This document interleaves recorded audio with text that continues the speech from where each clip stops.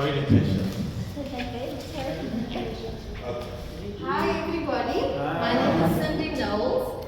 I'm from We Are Agency. It is an NPC that is comprised of We Are Proudly and SBS. And we have amalgamated because of the sustainability issue. Most people are interested in plants, in gardening, in waste, but we look at things holistically. So we have formed the Green Road Show, where we then go and we do different interventions, explaining, and each one is different aspects of sustainability around water, energy, food, plants, gardening, waste, the sustainability around that. Because people need to learn how to repurpose, reimagine, and re-engineer what they have around them. And so our aim is to then not just instill in people the desire to want to do more to help the planet and their fellow man, but also to become entrepreneurs by using what they have around them. So most people, they have the mindset of entitlement.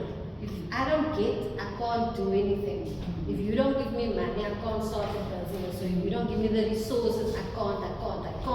So we also used to taking, receiving, otherwise we can't survive.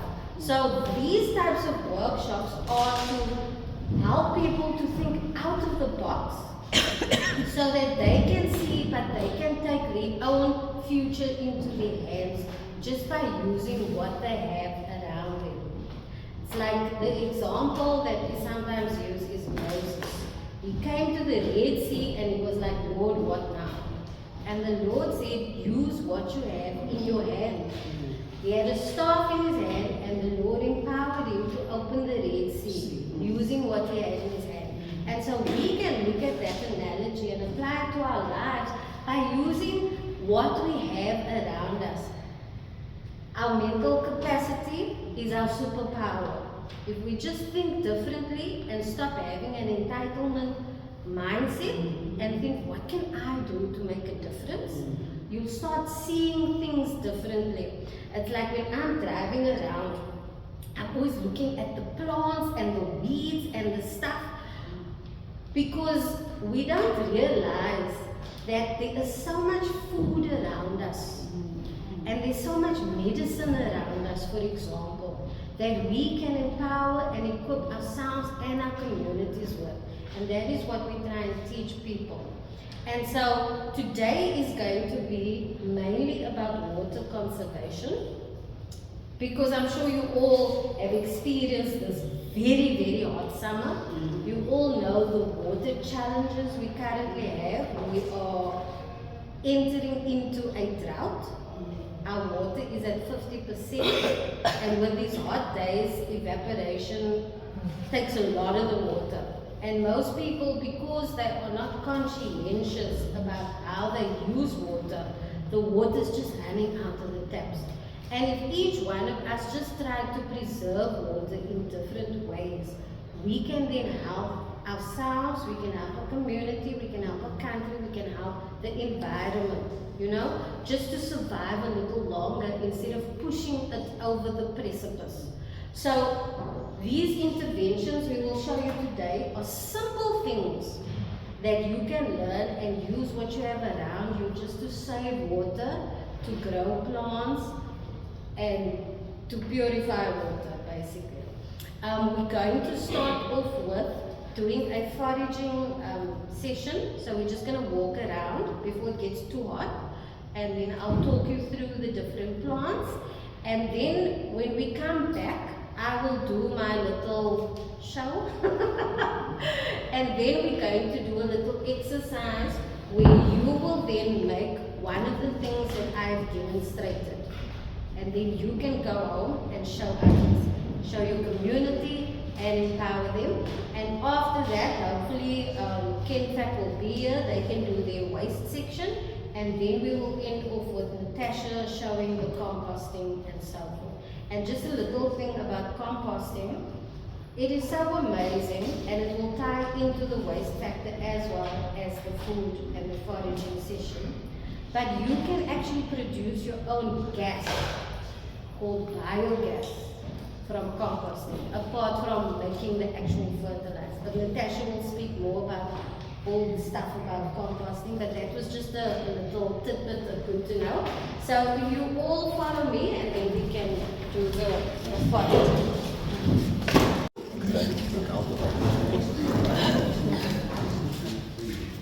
Okay, now we're going to do the exciting stuff. The reason why we are here today.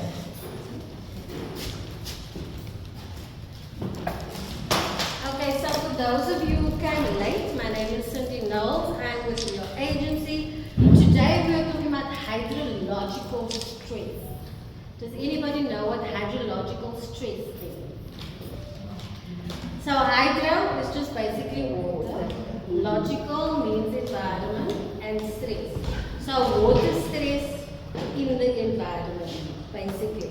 So as I mentioned earlier, we are currently stepping into a drought. Our individual actions matter a lot because each one of us impacts how much water or how quickly the water is being used. So if we all do something to conserve, save water in various ways, we can help prolong the drought. I don't know if you remember, but in 2017 we were at day 0. And that meant you could only shower for 30 seconds once a week. I remember it very clearly. It was terrible, and it was also like seriously hot, like this summer has been. So I don't think we want to go back to that because that was just terrible. So now today we are going to demonstrate what exactly is the importance of water, why we need to preserve it, how we can preserve it, and different ways of what we can adopt into our everyday life to preserve it. Right? So water is very important because our bodies are made up of 60% water. Our brain is 80% water. The water is the medium where the biochemical processes, not only in our body but in the environment, also occur. So remember I spoke about tapping a tree. That water in the middle of the tree is the conduit, the thing that actually transports all the nutrients and minerals to the rest of the tree, and the same with our bodies. The water transports minerals and nutrients to our cells. Our cells, basically, this is our cell. How it works is, it needs minerals, nutrients, and water in order to work. The minerals and nutrients is carried into the cell with the water.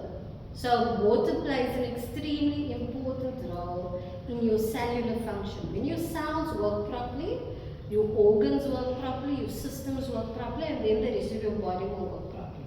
A reason why most people have arthritis is because they are dehydrated, and that causes a lot of issues. For example, if your knee, you have arthritis in your knee, that simply means that the synovial fluid in your knee, which is the water around your bones, is dried out. So now your bones are rubbing against each other, which is causing pain, inflammation, swelling. That's basically how it starts. So the root of most problems in our lives and in our bodies are dehydration. We are in a state of constant dehydration because of how we live. We are on the go all the time. We drink a lot of coffee. We are very stressed. All these factors sort of leach water from our bodies. And the problem is that we don't drink salt with our water. So the reason why we need salt with water, and not any kind of salt, it needs to be Himalayan salt or Celtic salt. Normal table salt only has 2 minerals, and together they are toxic. That is why the doctor says, don't take salt because it will cause high blood, because it will, because those two together will cause high blood pressure. or spike your blood pressure. Normal Himalayan or Celtic salt. Himalayan has 72 of the 102 minerals and nutrients that your cell needs to work properly. Celtic salt has 84. So when you take that, you are giving your cells most of the nutrients and minerals that it needs to function properly. And like I mentioned, everything works from a cellular level. When your cells are working properly, your organs and your body can then function properly because it's getting the nutrients and food that it needs. It's like a car.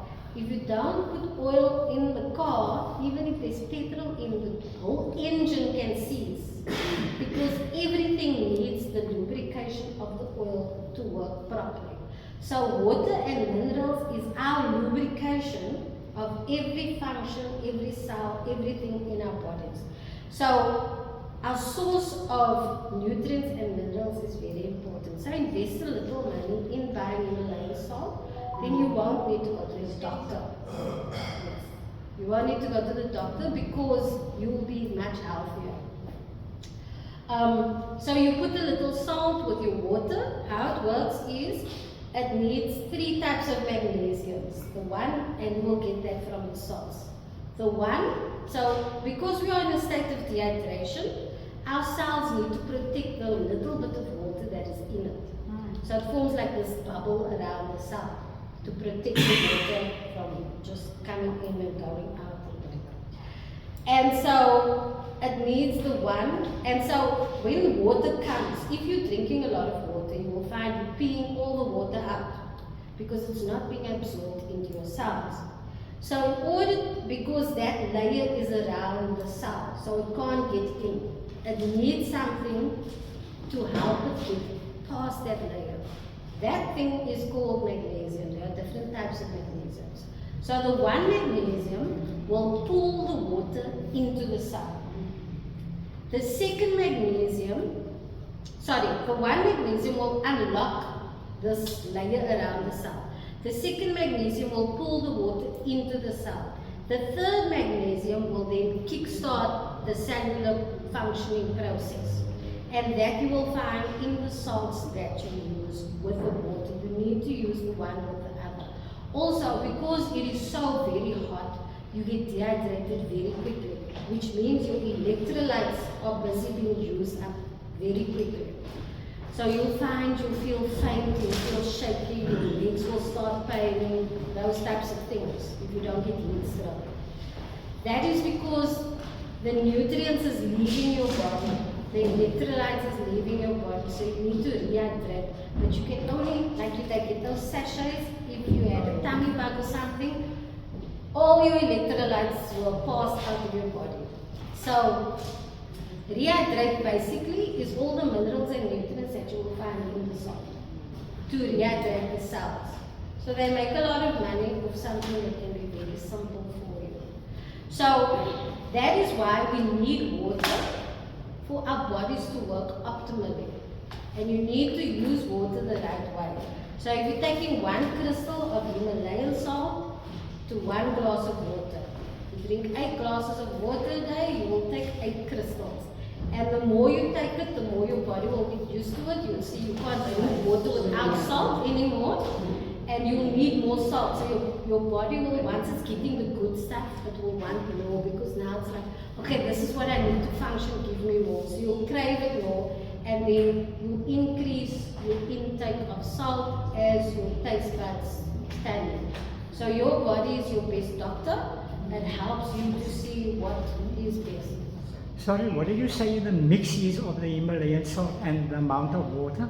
1 crystal to 1 glass. 1 glass is about 250 ml of water. So if you're drinking a liter of water, you will take 4 crystals. 2 liters will be 8. And how big is that crystal? There's different sizes, but it's more or less similar. Do you get that from the supermarket? You get it at where you buy it? You can buy it at many places, health shops. You can pay, most shops have it. For good Himalayan salt, it's about 50 rand a bag.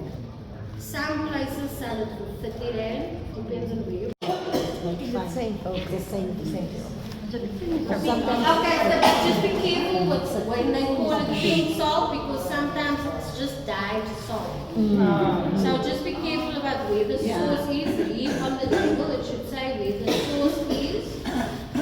If there's a source of where it was harvested, then you know it's legit. If there's no source of where it was mined, then don't buy it because then it's just normal salt which will give you a heart attack, basically. Okay, so those are the reasons why our body needs salt.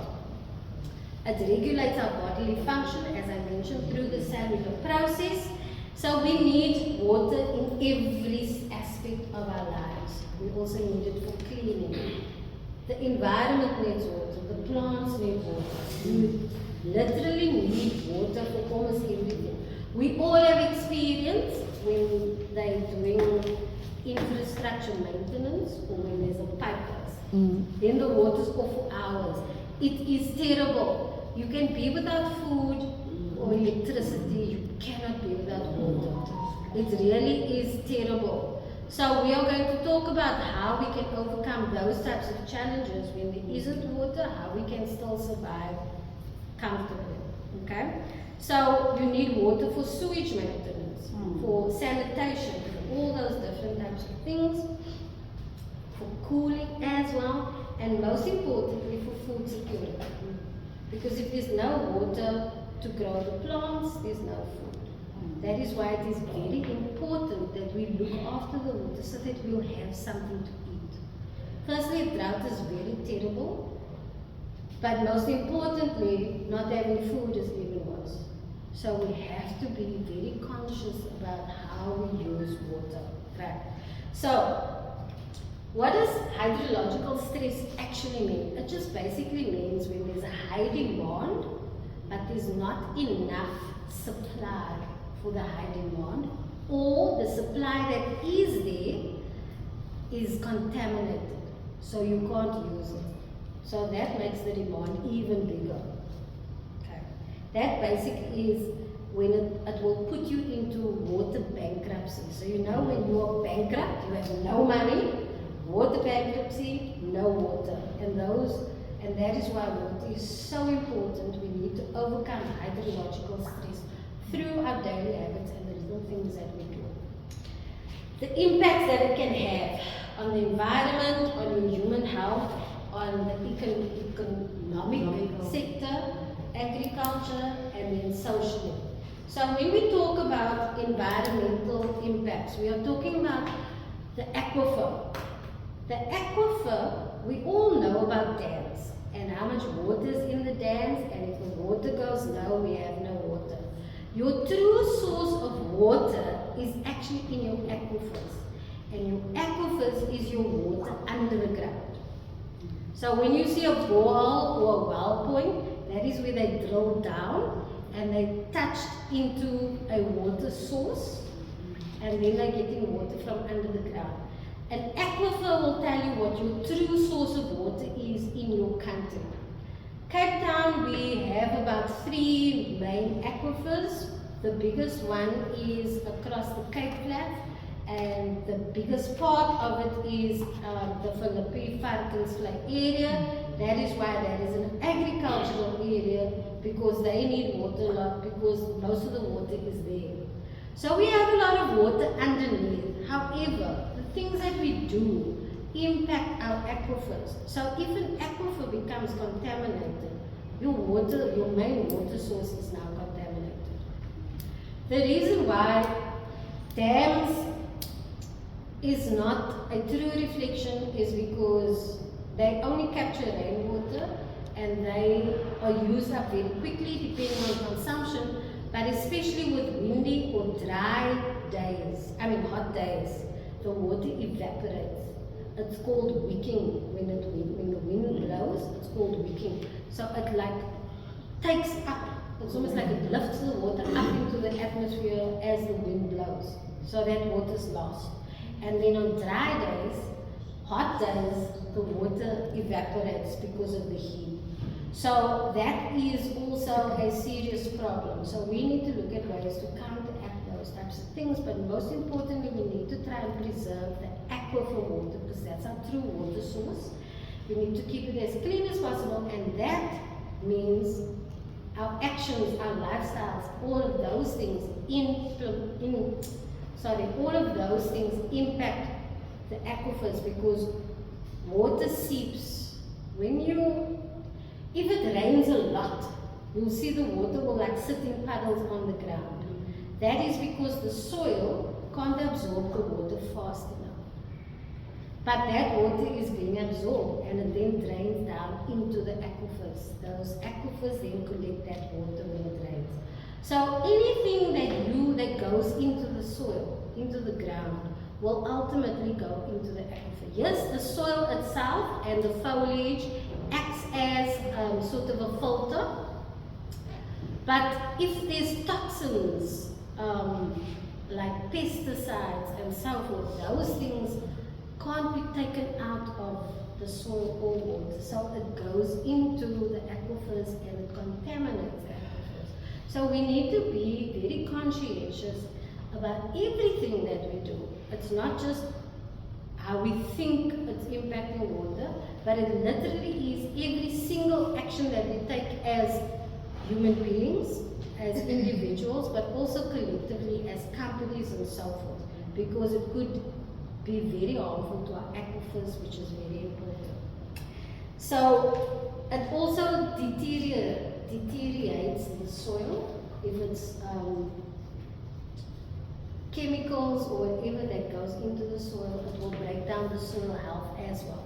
So as people who like to grow, you understand how important your soil health is, because your soil health will determine how healthy your vegetables are. So you need to look after your soil health. So what goes into the water will affect the soil health and break it down as well. So that's also very important. Now, human health, impacts of hydrological stress is that it can cause waterborne diseases. Cholera is an example of that. Tummy bugs also come through water. Sometimes you'll hear people that drink tap water and then, like this whole summer, lots of people have actually been in hospital because of tummy bugs that they link to tap water or in the air. But either way, that is also one way to get really sick, is your water. Also stagnant water. So for example, in townships and so forth, the more stagnant the water is, it's lying there, the more the more waterborne diseases can actually come from the stagnation. Mosquitoes, all types of hojas can then come and bite you and you can get sick, and it's a whole thing. So serious health issues can come from dirty water or no water, because also when you are sick, you need water. You know that. You can't eat, you need to drink. You need to make soup or something from water. Water is very important because at the cellular level, everything it needs water. So when you are sick, you need to feed yourselves. Water is very important. And when you're taking medication, you need to take it with water, not cold drink or other stuff, because of that importance. Now, economically and agriculturally, it causes failed crops if there's no water, as we know. If you are not watering your plants, they are not going to grow, they are going to die. So, food insecurity is a serious thing from lack of water. It causes serious disruptions in the industry, in factories, industrial things, those types of things. They all need water to survive. One of the biggest problems now is AI. So AI, actually the AI and our computers and everything, they need what they call data centers. So data centers where they house the box, where the AI will generate whatever, and then through the radioactive waves and all of that stuff, and then gets to where it needs to be. The data centers is where everything happens. Those things overheat the more you use it. And so AI uses a lot of energy because of the intense depth of work that it does. For example, AI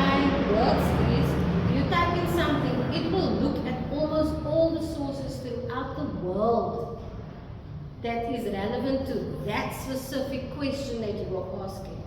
So it's pulling globally, it's pulling information. So it is pulling energy from all those places.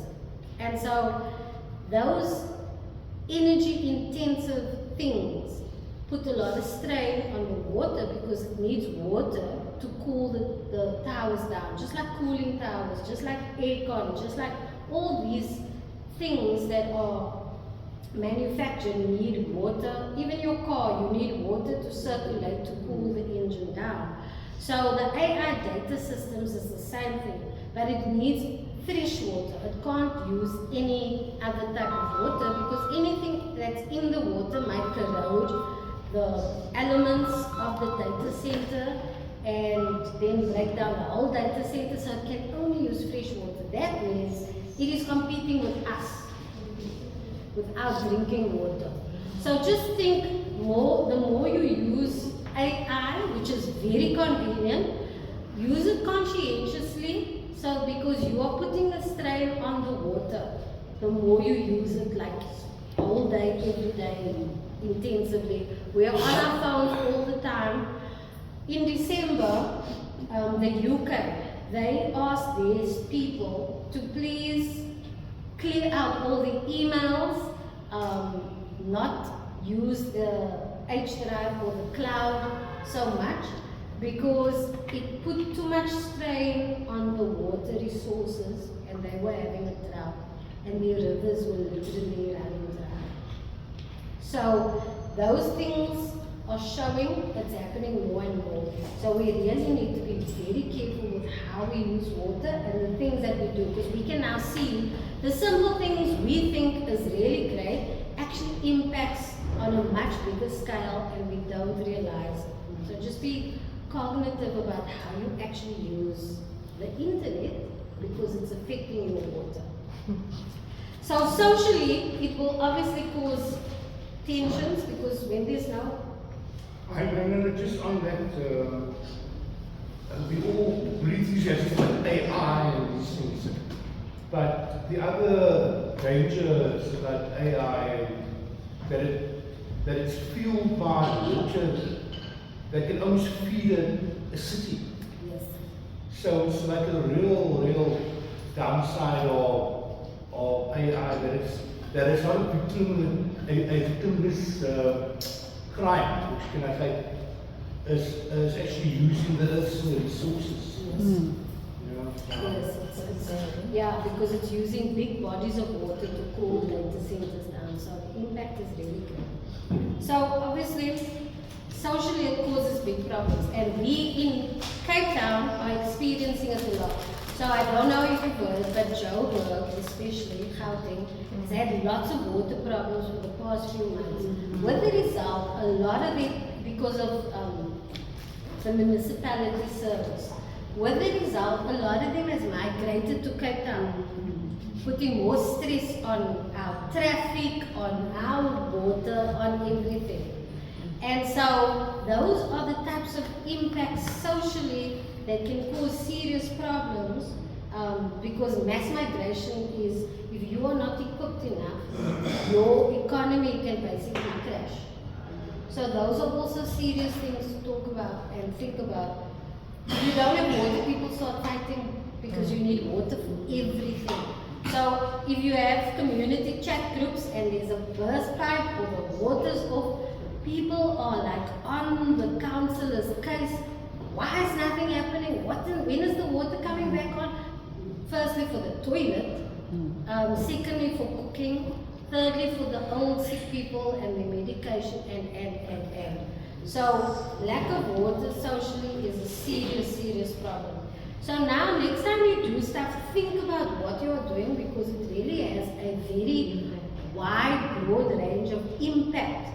Not just on society, but on the environment as a whole, that in turn will then come and cause problems for you. Okay. Now we're going to look at different water purification methods, because when there's a drought, there's no or very little water. So whatever water you can find, try and purify it. because water is then gold in a drought situation. So sometimes water is too contaminated and you can't purify it, but often water can be purified to the point of then you can boil it and then you can consume it or use it in whichever way you want. So the type of contaminations that we get is bacterial contamination, which is your E. coli and so forth. Then you get viruses, which cause tummy bugs and that type of thing. You can also get parasites. This happens a lot in places like South America and tropical places.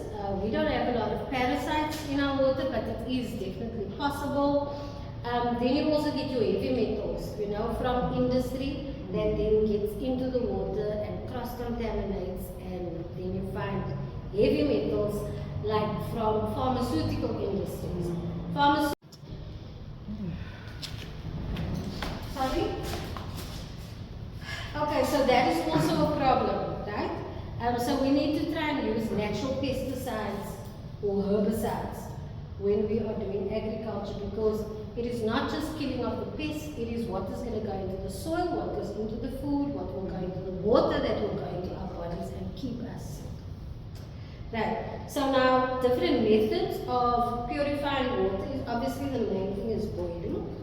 Boiling, however, doesn't take everything out. There are some microscopic organisms that are not killed at boiling point. You can use activated charcoal. Now, how activated charcoal works is it's like a dust, like you've seen activated charcoal. So, we know what adsorption is. Absorption, you take a sponge, it absorbs water or whatever until it's full. Then it can't absorb anymore. Adsorption with a D is what happens with activated charcoal.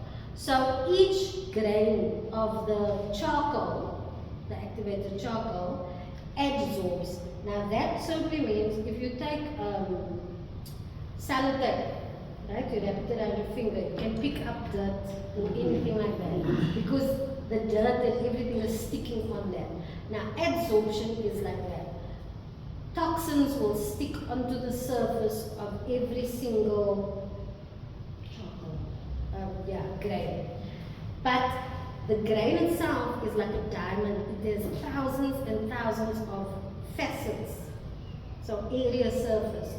So there's almost no limit to how much toxins can be absorbed by charcoal. So if you have alcohol poisoning and you go to hospital, they will put you on a charcoal drip because it will absorb all the alcohol out of your system.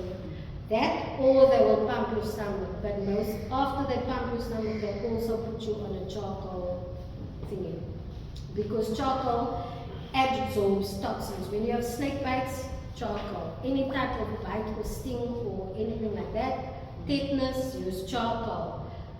If you have a tummy bug or a virus or anything, drink charcoal. Charcoal works.